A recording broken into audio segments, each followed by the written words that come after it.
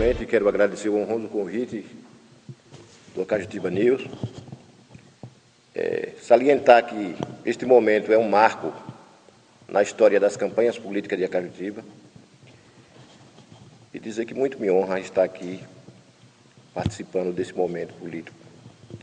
A minha trajetória de vida começa aqui mesmo em Acajutiba, terra abençoada onde nasci, cresci e aprendi conceitos de vida e de cidadania.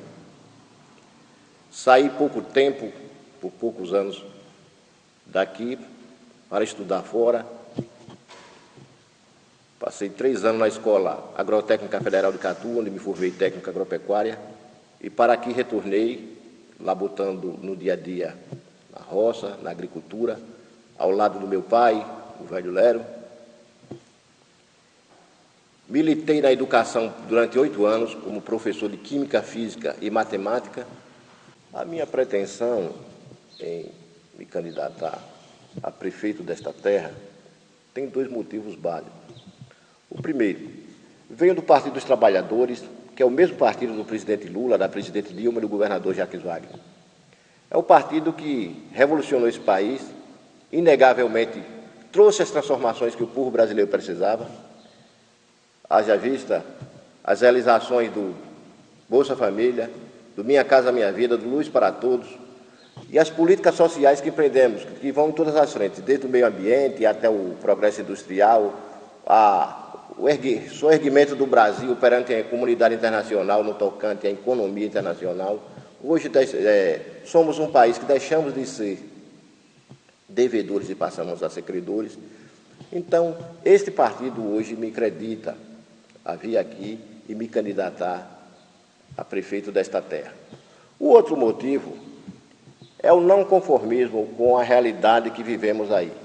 É ver a nossa prefeitura refém de um sistema nocivo, corrupto, viciado.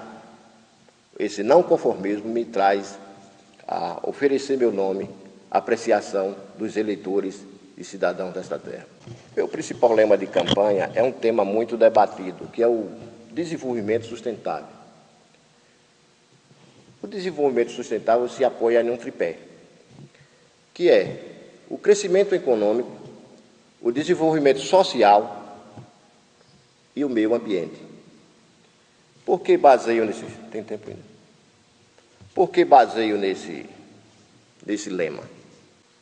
Porque acredito que todo desenvolvimento econômico deve estar aliado com o desenvolvimento social. Além disso, observarmos o meio ambiente. Não podemos pretender um futuro rico com o meio ambiente destruído. Esse é o lema da minha campanha.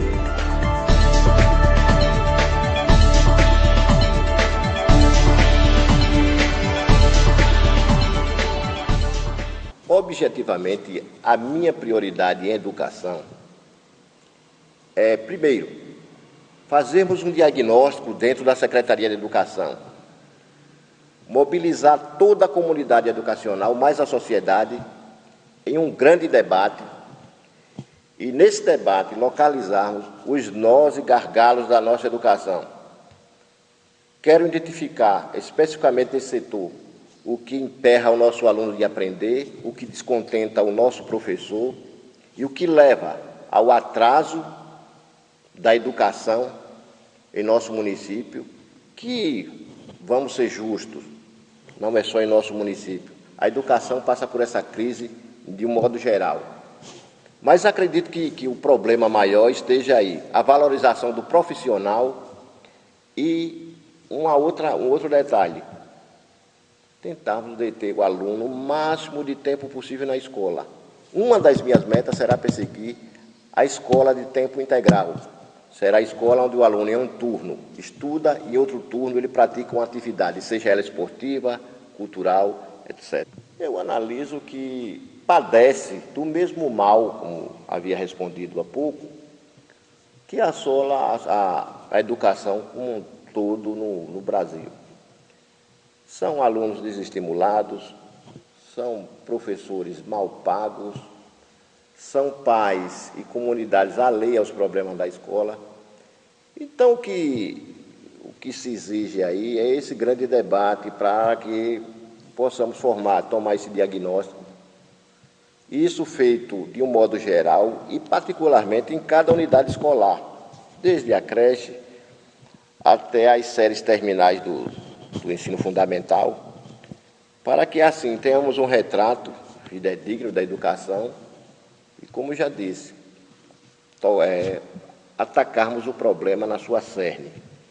Olha, eu digo que educação e esporte são filhos do mesmo útero, são gêmeos, podem e devem caminhar juntos.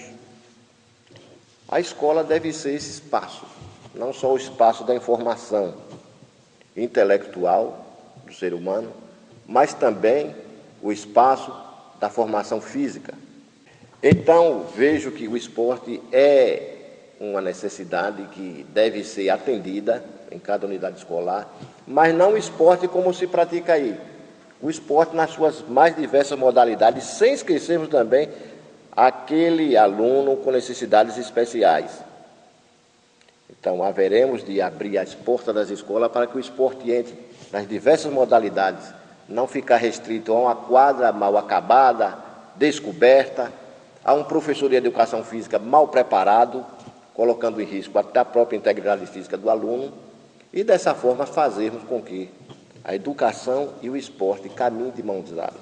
A Cajutiba, eu conheço a sua gênese, sou um cuidadoso observador da sua história e vejo que em toda a sua trajetória política, nesses 59 anos, nunca se houve um acompanhamento da nossa juventude, nunca se houve uma preocupação no sentido de implantar-se políticas realmente voltadas para os jovens e, além disso, incluir esse jovem no mundo real, no mercado de trabalho, na cidadania propriamente dita.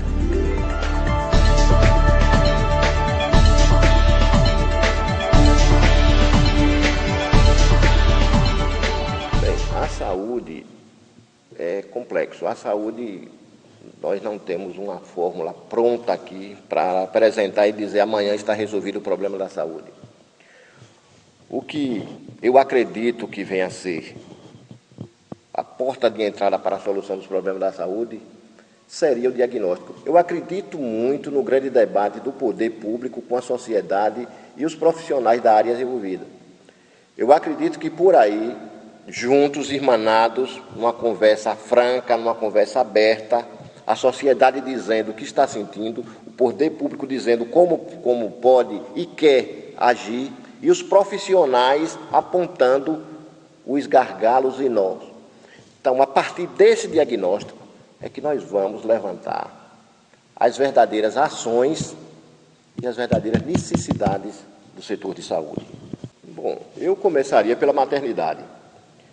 A maternidade está fechada há vários anos, de conhecimento geral, e eu só tenho um nome para essa maternidade fechada, que é incompetência. Então, deixo aqui um compromisso de ainda no primeiro ano cuidarmos de abrir a nossa maternidade. Bebê de Acajutiba tem que respirar seu primeiro ar em Acajutiba. O outro problema aqui é o atendimento de média e alta complexidade. Evidentemente que não temos recurso para chegar tanto, ter aqui UTI, ter aqui atendimento dessas exigências, porque o orçamento não comporta. Mas haveremos sim, uma vez assinado o acordo com o SAMU regional, integrar esse sistema ao município para que aquele atendimento que não possa ser feito aqui, o mais breve, o mais rapidamente possível, ser atendido no Hospital Regional de Alagoinhas. E quanto aos PSF, acredito que deve haver e tem que haver uma reestruturação no modo de atendimento, no modo como se funciona aquelas unidades, mas isso, volto a frisar, deve partir daquele diagnóstico que haveremos de fazer com a sociedade, os profissionais e o poder público. Pois bem, droga é um problema que deixou de ser policial, deixou de ser uma coisa do crime, passou a ser um problema realmente de saúde. O combate da droga, todos nós sabemos que deve ser feito pelo Estado. O que a Prefeitura pode fazer nesse sentido? Primeiro, temos que localizar as famílias que padecem com entes que estão no mundo das drogas.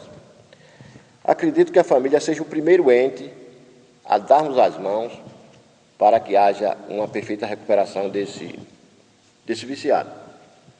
Segundo, a Prefeitura tem que fazer uma irmandade séria com a Polícia Militar, localizar o fornecedor da droga. Terceiro, temos que buscar recursos para trazer, de fato, para o nosso município, centro de atendimento. Isso não deve ser feito por qualquer um. Isso deve ser feito por pessoas especializadas. O tratamento de um drogado é um tratamento sério. É um tratamento que requer paciência, que requer educação. E, nesse contexto, os profissionais devem ter especialização e, acima de tudo, o acompanhamento da família. Claro que a Prefeitura vai entrar aí com suporte financeiro naquilo que tiver no seu orçamento. Haveremos de economizar cada centavo no aspecto da saúde para que haja um atendimento a quem padece desse mal. Observar outra coisa, que droga também não é só crack e cocaína. Temos aí o problema do alcoolismo, o problema do tabagismo, da dependência psíquica de alguns fármacos. Então, tudo isso deve ser abrangido nesse universo.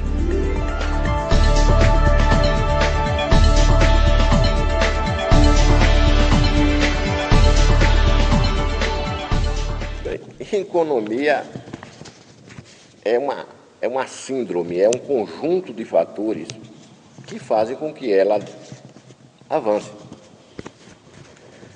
Aqui em Acajutiba nós temos duas fontes de renda básica. É o poder público, fica em segundo plano, e em primeiro plano, disparadamente, a agricultura. O que eu acredito, para início de conversa, seja o ponto essencial a atacarmos, seria a preparação de mão de obra.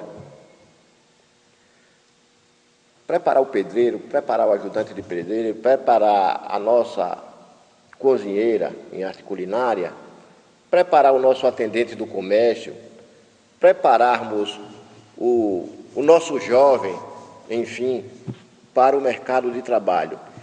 Eu acho que isso pode ser feito pela Prefeitura, e eu tenho certeza que com recursos advindos dos fundos do governo federal e do governo do estado, possamos montar um programa aqui de formação de jovens, que não seja uma escola técnica, mas programas continuados de formação de adolescentes e jovens para prepará-los para o mercado de trabalho. Esse é um grande passo.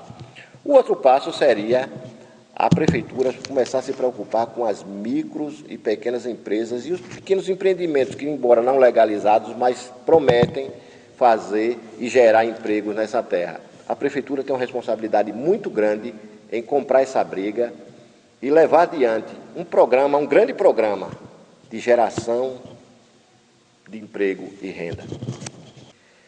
A oferta de produtos no comércio evidentemente, é limitada. Para quem é mais vaidoso, por exemplo, e quer comprar uma roupa de certa grife, você não encontra no comércio de Acajutiba. Isso, adivinhe que ele está emperrado num ciclo. A renda do município é baixa, o poder aquisitivo da população, consequentemente, é baixa, e o comércio fica refém disso. Oferece produtos de má qualidade, às vezes preço muito baixo e de uma variedade muito limitada. O comércio só vai andar, de fato, quando a economia no todo andar. Tem que a economia andar para que o comércio o acompanhe. Do contrário, continuaremos padecendo disso. É culpa do comércio? Não. É culpa de gestores que passaram e não se preocuparam verdadeiramente com as causas da nossa economia, com as fontes geradoras de riqueza do nosso município. Olha, a agricultura eu conheço de perto, eu cresci os dentes na agricultura. E digo a vocês, ouvintes, a agricultura é a galinha dos ovos de ouro, que todo dia arrancamos uma pena, arrancamos uma asa, arrancamos uma unha dessa galinha. Quando o poder público não dá atenção verdadeiramente à agricultura, eu chego a pensar, será que nós temos pretensões suicidas? A agricultura, já disse em outros momentos da política desse município, é a locomotiva. Se ela começar a andar, vai mover todos os outros vagões, inclusive o comércio que falamos há pouco. É a agricultura o fator primordial de geração do emprego e a renda. Eu tenho certeza que a partir do momento que o poder público se voltar para a agricultura e procurar impulsioná-la, ela certamente arrastará todos os segmentos da economia. Objetivamente, para o produtor de coco, eu não me ateria só ao produtor de coco, mas toda a cadeia do coco verde. Ali você tem o tirador do coco, você tem o homem que ajunta o coco, o outro que carrega o caminhão, a ocupação do caminhão, do seu motorista, ou lá em Salvador, ou na feira onde se vai se dar o comércio do coco, você tem o vendedor, você tem... Então é toda uma cadeia que o coco assiste. Além do coco verde, o coco seco. Eu acho que aí é onde vai estar o nicho que o município precisa encontrar para daí extrair uma riqueza com mais facilidade. Eu diria que nesse nicho aí do coco seco, ali a própria farinha do coco, o óleo do coco que está em evidência aí no mercado, a casca do coco que hoje é aproveitada como substrato e para a confecção de mantas, para a proteção de encostas, que está bem valorizada no mercado. Então são potenciais que nós temos que explorar e fazer disso fator de emprego, de geração de emprego e renda para o nosso povo.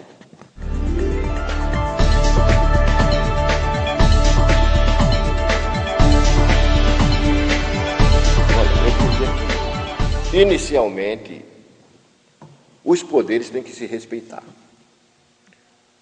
Além do princípio constitucional que diz que cada poder é soberano, mas deve haver respeito. O que verificamos aqui nos últimos anos é um certo isolamento. O judiciário, de um lado, taciturno, assistindo a tudo, fazendo pouco. De um outro lado, uma Câmara que não respeita o Executivo. E, do outro lado, um Executivo que faz pouco da Câmara. Então, primeiro passo, que haja respeito entre essas instituições. Cada um seja tratado como merece ser tratado. O segundo passo, que se estreitem os diálogos. Em audiências públicas, que haja a participação dos três. Nas oitivas da comunidade, que haja a participação dos três. Na resolução dos problemas de médio e longa complexidade, que estejam envolvidos a questão dos três. Porque o que vocês verificam, o judiciário só chega quando é provocado. E que não deve ser assim, deve levantar, deve ir procurar o problema. O executivo, da mesma forma, deve estar irmanado com o legislativo e, dessa forma, nessa grande mesa, sentar a comunidade e ouvi-la nos seus anseios, nas suas necessidades. Especificamente as drogas, como já falei antes, ela deve ser tratada no quesito saúde pela prefeitura. O seu combate deve ser feito pelo governo do Estado, é quem tem o aparato policial, a força necessária para fazer o combate das drogas. Já a violência, nós temos verificado aqui episódios de violência aqui e mal explicados para a sociedade. Então, haveremos de trabalhar junto com a polícia militar e especificamente com a polícia civil. A investigação é muito importante, a investigação é quem precede a punição do criminoso, do elemento violento. Então, haveremos de nos irmanar com o aparato policial e fazermos valer aqui a Cajutiba a questão da investigação dos crimes. Isso a sociedade clama há muito tempo, são crimes que são praticados aí e nada é feito no sentido de se investigar e se levantar o que causou esse crime, e se identificar o criminoso e puni-lo. E, por outro lado, a polícia militar, que se sente, de certa forma, isolada, se sente desprestigiada pelo Executivo. Há episódios aí de policial não dispor de 1 litro de gasolina para fazer a ronda com a viatura. Há episódios aí dele padecer por não ter um simples lanche, ou na hora do seu almoço não está sendo atendido devidamente. Então,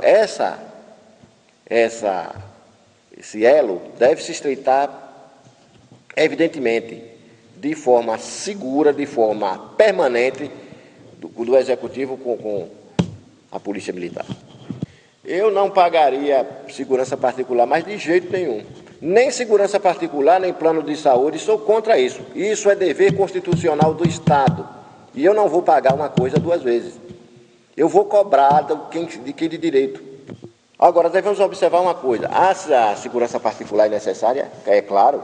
Se você tem uma fazenda, uma empresa, um outro empreendimento que precisa de vigilante, evidentemente que a Polícia Militar não vai se encarregar desse papel, ou a Polícia Civil, você vai ter que pagar a vigilância particular. Então, não tenho nada contra isso aí. Agora, pagarmos vigilância particular para vigiar a rua, vigiar quem entra e sai da cidade, pelo amor de Deus, isso é problema do Estado e o Estado é quem deve resolver.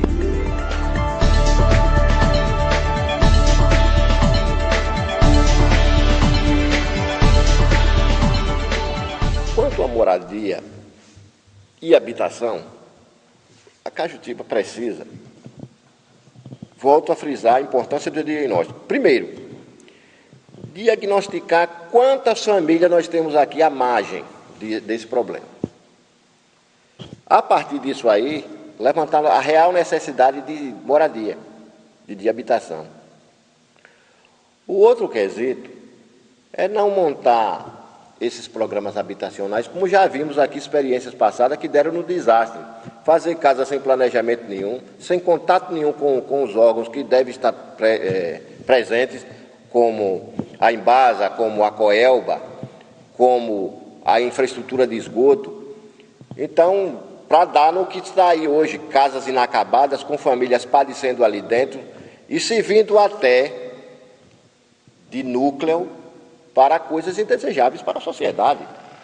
Então, devemos levantar esse questionamento das políticas públicas a partir das políticas públicas de habitação e moradia, a partir desse diagnóstico. E, evidentemente, isto levantado, haveremos de correr atrás dos recursos. Dizer que a Prefeitura tem recursos para fazer casa para todo mundo, isso aí é falácia, isso aí é mentira. Mas o programa Minha Casa Minha Vida está aí, está andando no Brasil inteiro e há de vir para Cajutiba, sim. Eu, inclusive, já estive em contato com deputados do meu partido e prontamente, com todo bom gosto, se prontificaram a estar de mão dadas com nossa administração no sentido de viabilizarmos a vinda de casas e moradias para Cajutiba. A Cajutiba realmente está entre essa pequena lista de municípios que não foram atendidos com o programa Minha Casa Minha Vida. E muita gente pergunta por quê. Nós não somos piores que os outros municípios. O problema daqui é organização, é falta de competência. Não temos casa em Cajutiba por questões de acordos mal feitos pelo poder público, de contratos mal assinados pelo poder público e termos de ajuste de condutas que tem em cima da mesa sem a devida apreciação, precatórios atrasados, certidões positivadas. E isso impede esses convênios. Eu lembro bem aqui, ainda na Secretaria da Agricultura, montamos um projeto para a recuperação da Lagoa Seca, e esse projeto foi travado lá em cima por uma certidão ordinária, uma certidão de uma dívida de poucos mil reais que a Prefeitura tinha aí com, não lembro bem se com a telefonia ou com a água, com a Embasa. Então, são coisas dessa natureza que atrasam a vinda de um programa desse. Por causa de 3, 4, 5 ou 10 mil reais, você perde um programa de 1 milhão de reais, de 2 milhões de reais. Temos que primeiro arrumar a casa, para daí buscarmos os recursos. A questão urbana já foi discutida na Câmara, inclusive foi votado na Câmara um Código de Polícia Administrativa, sancionada pelo prefeito, mas não observado. A questão da urbana aqui no município passa primeiro pela elaboração de um plano diretor urbano. Isso aí requer um tempo, requer muita conversa entre as entidades envolvidas, que seria a Prefeitura, a Câmara, o próprio Judiciário, a população, que é a mais interessada. Ou fazemos isso, ou vamos ter o que temos aí, becos imundos, ruas tortas, um e outro abre uma rua sem o menor e o mais simples planejamento. Temos aí o problema no cemitério cheio a ponto de explodir, um problema gravíssimo aquele do cemitério, que tem que ser resolvido urgentemente. Temos aí o problema das estradas, nesse aspecto aí, inclusive tive contato também com deputados do meu partido, senadores, e se prontificaram, e assumo aqui já desde já um compromisso de, no primeiro ano de governo, reformar, encascalhar todas as estradas do município. Isso não é promessa, isso aqui é um compromisso que assumo.